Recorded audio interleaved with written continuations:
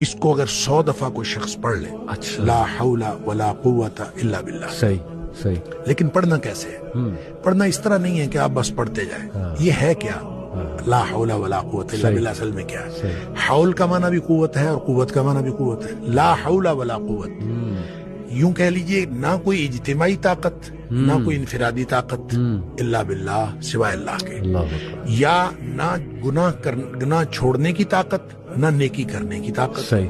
इल्ला बिल्लाह। यानी या तो एक को पॉजिटिव बना ले, एक को नेगेटिव बना ले, या एक को इज्तिमाई या एक को इनफिरादी। सही।